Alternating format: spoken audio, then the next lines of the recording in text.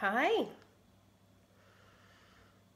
So, I'm Roma and I'm here for the next half an hour to answer your questions about sleep. So, if you have a kid that takes hours to go to bed or just needs 5 more stories or another back scratch or now needs a glass of water, or actually you put them to bed an hour ago and their face keeps reappearing around the door, yeah, this is for you. Or if you have a child who wakes frequently in the night and needs to be fed or needs to cry or needs cuddles, or has freaky night terrors, or is wetting the bed, the hand-in-hand approach to sleep can help with all of that. So yeah, go ahead and post your questions. And hi Helen, nice to see you. Yeah, just while we're waiting for people to arrive, I'll introduce myself. So my name is Roma Norriss and I live in Bath, which is southwest UK. And I have 2 kids who are 9 and 6, and they used to be terrible sleepers. So yeah, I had to work this stuff out, and I'm so grateful that I found this approach. I definitely wouldn't have been interested in a sort of behavioural approach to sleep, and this has really revolutionised sleep for us. They now sleep really well. I've got a question here from Amy Berry.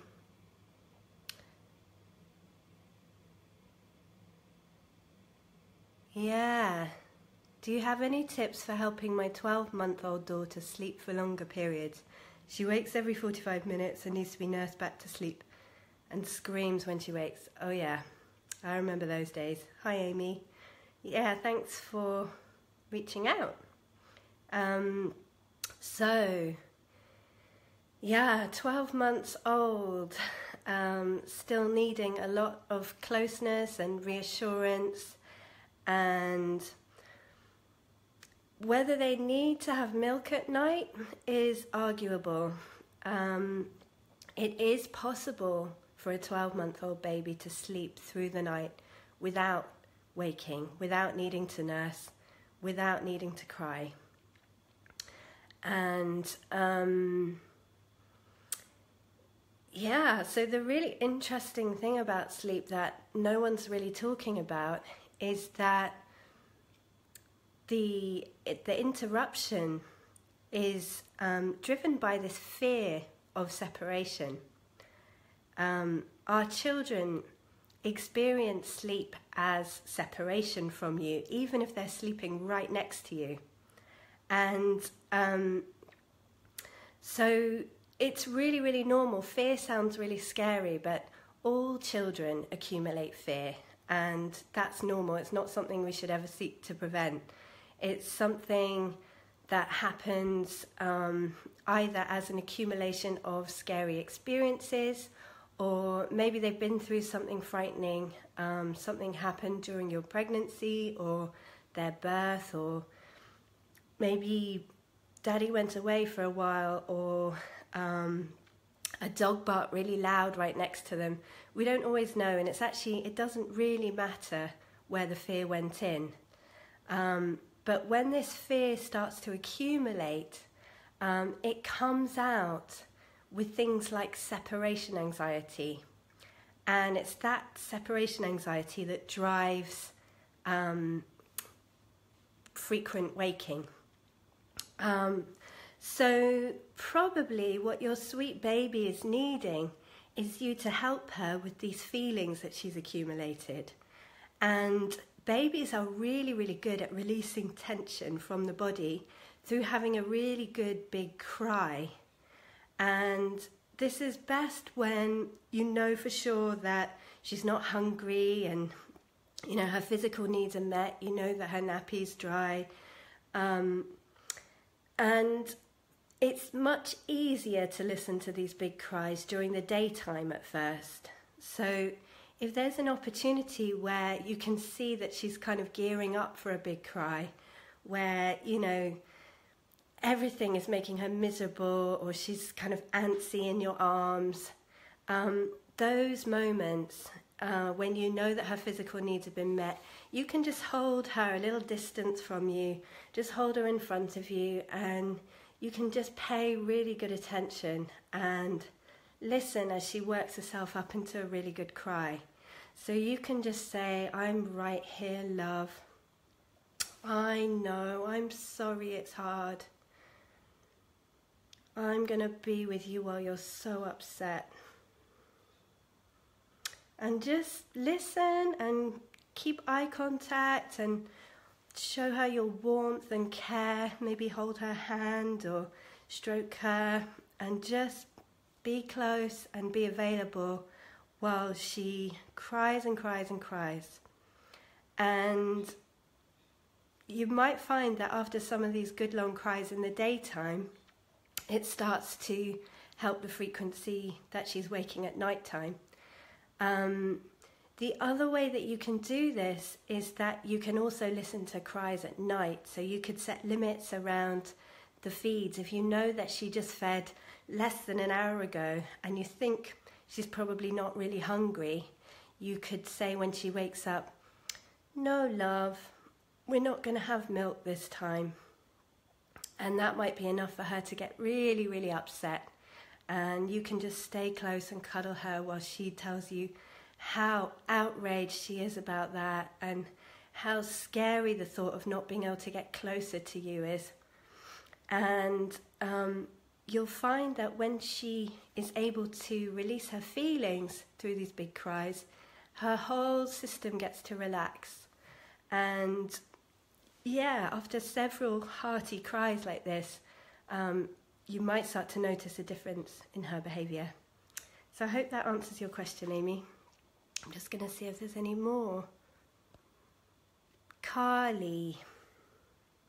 Hello, my little one sleeps really well once he's asleep, but we've just moved him into a bed as he was climbing out his cot.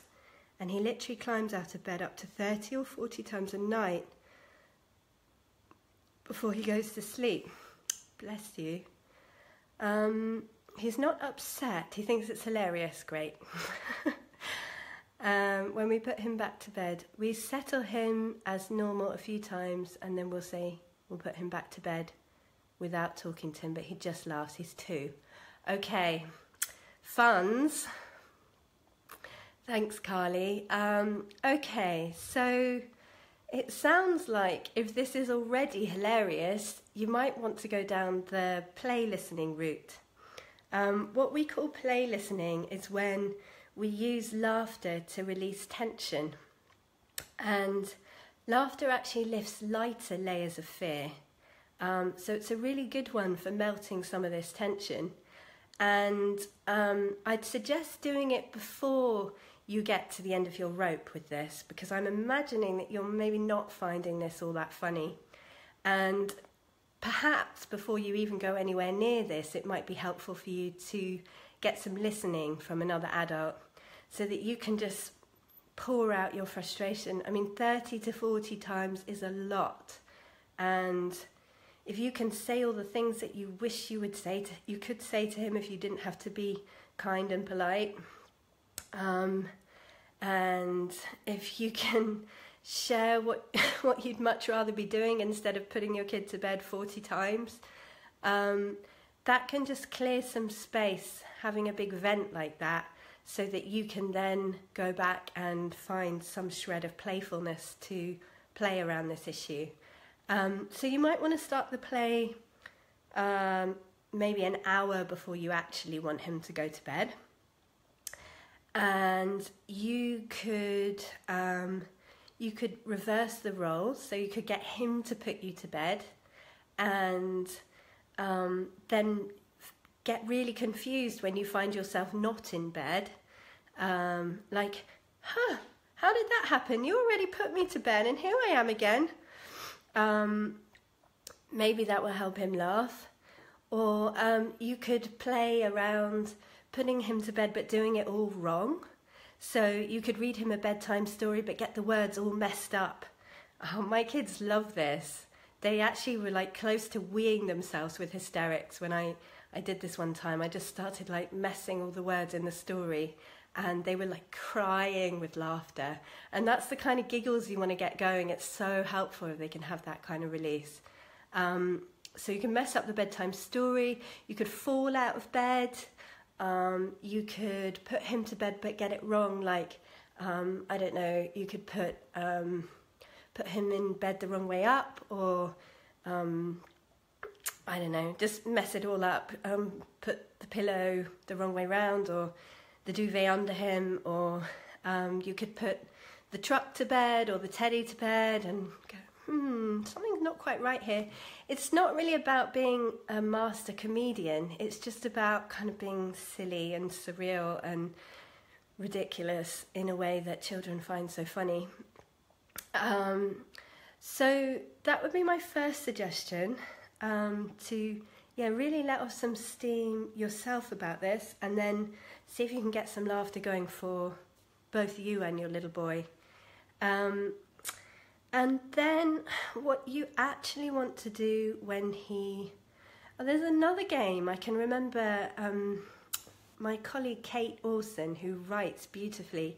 I think one time she wrote about a game where she was like the bed blocker, I can't remember what it was, but she kept blocking her child from getting out of bed, and she was using all these different tactics.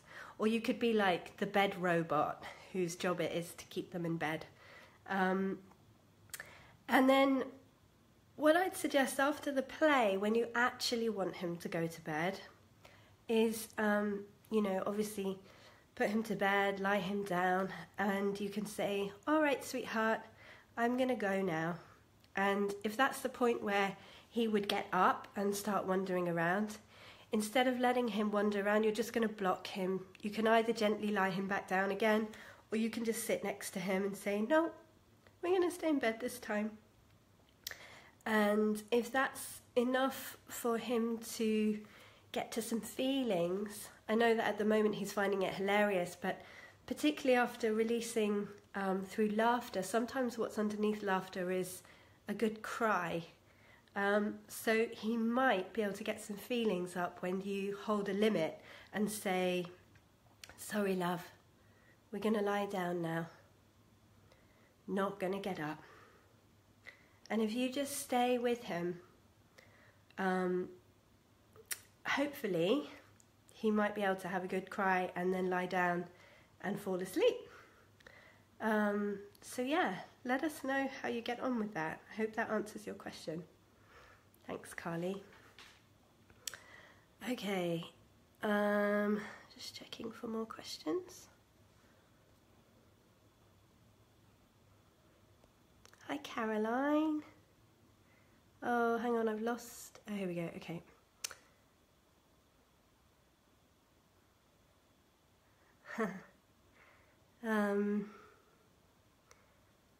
I made a very tongue-in-cheek comment about sleep being for wimps earlier, and yeah, I really was meaning that lightly. It's brutal when you're not getting sleep, and it absolutely affects everything you do and your ability to make decisions, and your playfulness just plummets, and all those trips to the park that you would take if you had more energy. So I really get how important this is, and how excruciating it is not to get sleep.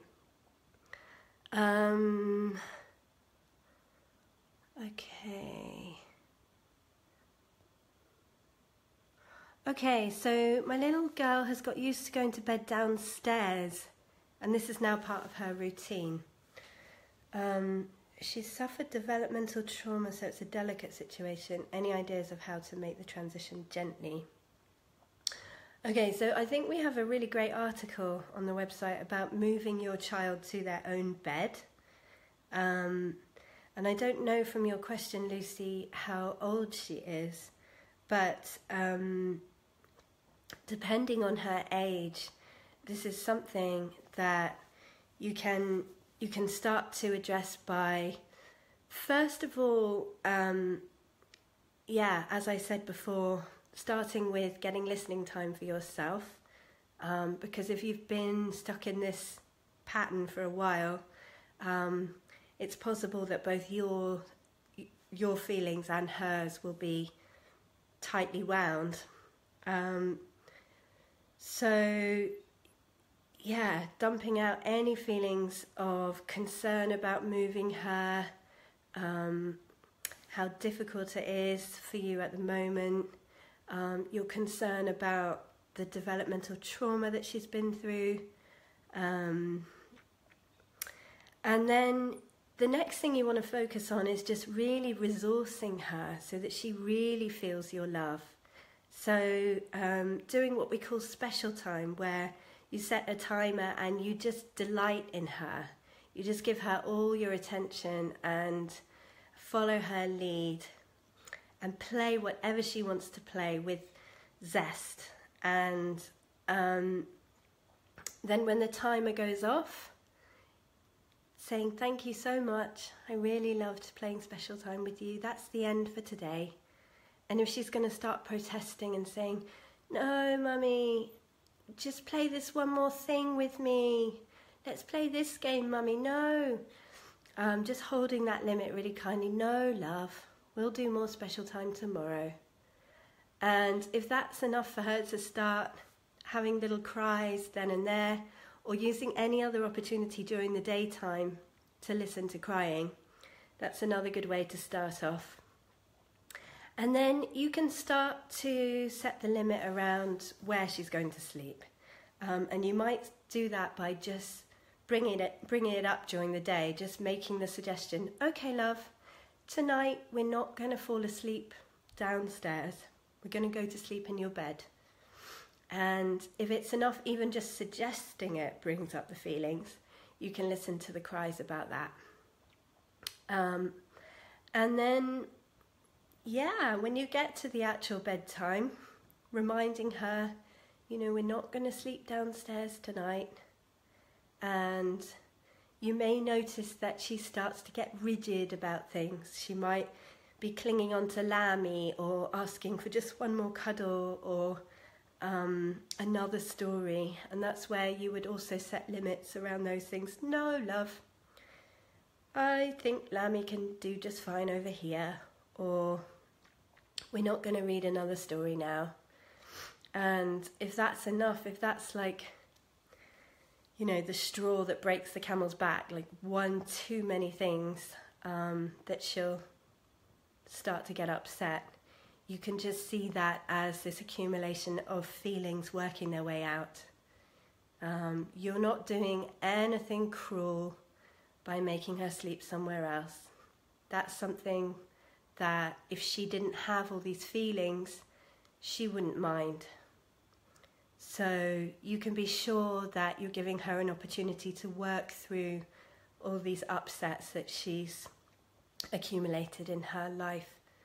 And this may be an emotional project that you might need to divert some of the family resources to for some time. You're giving her some therapy sessions, and that's going to take priority maybe over other things in the family for a while. And you might find that when she gets to work through this old hurt, that not only her sleep becomes more flexible, more relaxed, but that she actually starts to feel bigger in the world. She feels more confident. She'll take risks with things that she wouldn't have done, or she just seems more relaxed in herself, easier to be around. When we work on sleep, we work on separation, we work on confidence, self-esteem. It's actually such a blessing to be able to work with sleep. It's something that can really support a child's well-being, as well as us getting more sleep too. Okay. Just checking for more questions. Hi Emily, nice to see you. Hi Helen. Oh, okay. Lola needs to sleep with you every night. On the nights you put her in her own bed, because you can't take another night of broken sleep. Yep, been there. You need to stay with her until she falls asleep. If you kiss her goodnight and then leave when she's awake, she'll just get up, yo-yo bedtimes, until someone just stays with her. She's had phases of bedwetting too. Yep, okay, that all sounds quite familiar. As I was just saying to Lucy, you might want to work on this as like an emotional project, where you intentionally work on this for a period of time. And I know, Helen, that you already get plenty of listening time. You might also divert your listening partnerships just to this sleep issue for 2 or 3 weeks, or however long it takes to work on this. Making it all about the sleep. Get plenty of listening for yourself. That kind of frustration, that can't take another more night of this, can't listen one more minute, can't lie there one more minute.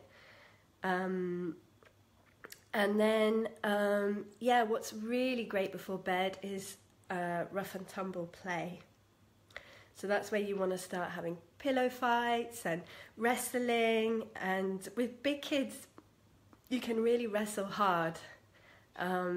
I had a really hard wrestle with my boy last night, just before bed. And we've got a mattress on the floor, so we're just really going for each other. And ultimately, with play listening, you want to let them win, but not until you've really played hard and put up a good fight. And that's what really gets them laughing at this age.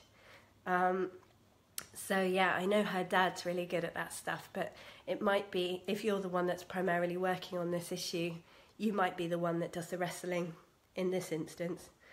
Or, you can take it in turns. Anything like buckaroo. We've been doing buckaroo in the swimming pool recently, which maybe you wouldn't do just before bed, but that's another really good one. And games that fill up their sense of worthiness and care. So kind of snatching her off each other. Oh, she's all mine. Oh, I need her. You can't have her. And, grabbing her and tossing her over your shoulder and running to a different part of the house and stealing her off each other. I don't think any of us can get enough of that, however old we are. And then, you might say, tonight, Lola, I'm going to put you in your own bed, and I'm not going to be able to lie there while you fall asleep. And that in itself might allow her to get to some feelings.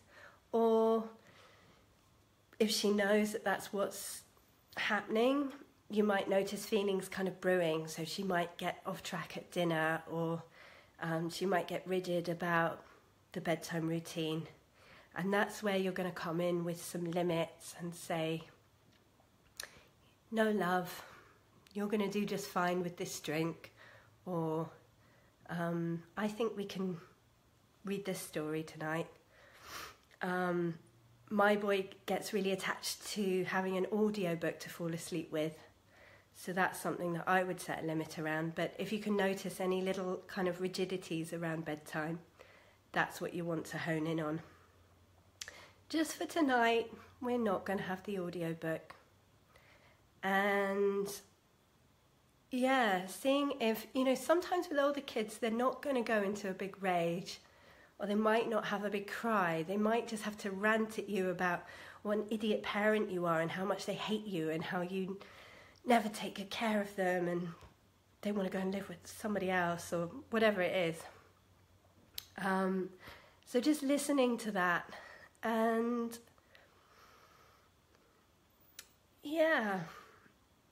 just keep holding that limit, even if it means that what actually ends up happening is that you lie there until she falls asleep, you're going to keep saying, I'm going to go now, Lola. I'm not going to stay with you till you fall asleep. I am going to go downstairs now. And if that gives her something to kind of push against, that's all you need to do. You don't need to actually enforce the limit that you're proposing. You just need to use it as something to help her get to the feelings. So yeah, I hope that helps. And if not, you can ask me more when you see me. Right. Caroline. My kids sleep in the same room, so it's hard to stay listening because it keeps the other one awake. Yeah. Yes. So that's where daytime stay listening can be helpful, which I'm sure you're doing plenty of. If it's possible to shift the sleeping arrangements for a bit or stagger the bedtime so that you put the easy one to bed half an hour before. Ear defenders, I don't know. Yeah, it's a tricky one. Probably getting plenty of listening time about how frustrating and hopeless that situation feels. Yeah, I don't know, I hope that helps. Hi Emily, nice to see you, love. Any ideas about when my 6-year-old lets me leave her in her bed and go to sleep, but then keeps calling me back or getting up to come find me? I want to let her know that I'm definitely here.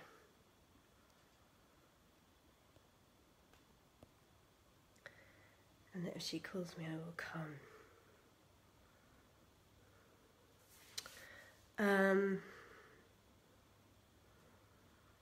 Yeah, so I would say if she keeps calling you back, if she keeps coming down or keeps calling you, it means that she needs to work on these feelings, that she can't fall asleep on her own yet. And that doesn't mean that you won't get there, but right now there might be a bit more work to do before you can get to the point of just going, okay, night. So, yeah, I think that would be a similar process to what I was just explaining for Helen's daughter Lola. Starting with the listening time for yourself and then the rough and tumble or the special time. You might also just resource her, just really fill her up by giving her what she really wants, just one time or once a week, just lying there with her in your arms, gazing into her eyes, stroking her hair, whispering sweet things into her ear, and really giving her that sense of I've got my mummy all to myself. And then you can come in with the limit and say, I'm going to go downstairs now, love. And yeah, if that's not enough for her to get feelings up, then you might try moving further away, sitting by the door, or setting limits around anything that comes up around the sleep. But sometimes offering the sweetness, the real close cuddling, or you might even do a few minutes of that before you then move away. Sometimes it's the sweetness that allows the feelings to come up. Okay, I have no idea what time it is. Can anybody tell me if it's been half an hour yet? How am I doing for time? Okay, I have no idea, so I'm going to answer one more question.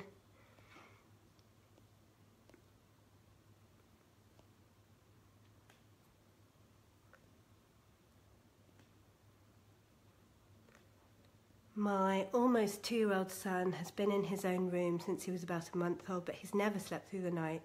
On a good night, he wakes up once, usually around 2 a.m. On a rough night, it can be 4 or 6 times. Oh, poor you. My husband goes to comfort him so that I don't end up feeding him, but lately he screams at the top of his lungs, so I end up giving in. We have a bedtime routine, bath story, cup of milk, or breastfeed in bed.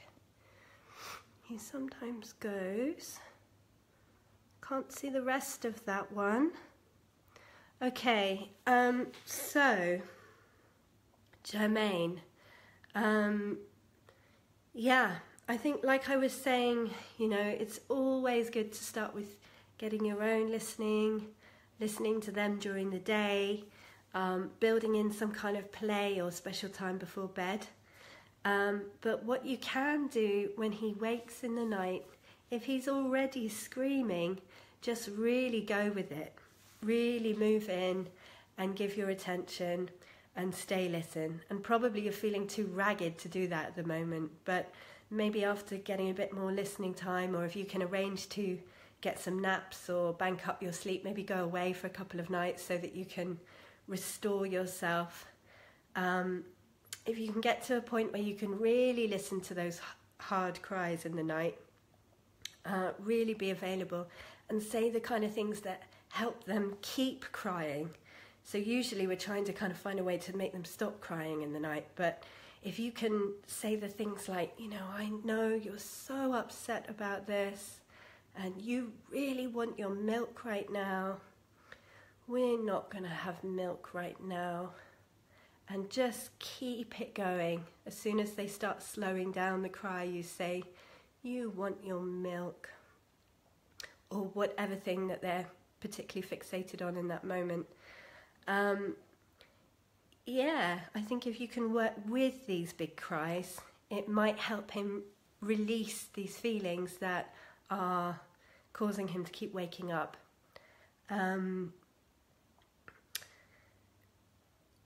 Yeah, I hope that answers your question. I'm not really sure what else. Oh yeah, one more thing I want to say about that is that you don't have to be consistent. So often we're told that consistency is like the foundation of good parenting. And if you're following the behavioural approach, it's really important that you're consistent, because we're trying to teach that, you know, we're in charge and they must do this and this is right and this is wrong. But from the hand-in-hand perspective, there's nothing to teach here. It's not our intention to teach them how to fall asleep or what the appropriate behaviour is around bedtime. All we're doing is lifting out the feelings that prevent the naturally easy sleep. So when you can't do that, when you can't listen, it's really fine to just give in and give the breast milk. That's absolutely fine. If you want to listen the first time he wakes, when maybe you're still awake in the evening, but then the next time he's actually woken you up and you just want to go back to sleep, it's fine to just breastfeed that time. It doesn't matter, because every 5 minutes that you spend listening is removing some of these feelings out of the way. So you get to choose when you listen. That's all I wanted to say. I hope that makes sense. Okay. Nobody's telling me what time it is, and I can't see while I'm on Facebook Live. So, yeah. Oh, it's already 9 p.m. Okay, good. Thanks, I can see that now. Sorry if I've gone over time. Thanks everyone for joining me. I hope it's been useful. Yeah, if I haven't answered your question, please do reach out. You can send me a message. And yeah, if you want to work with me some more, you can look out. I've got a bunch of classes coming up. I've got one starting in Devon in June, and one in Oxford in May, and one in Bristol in September.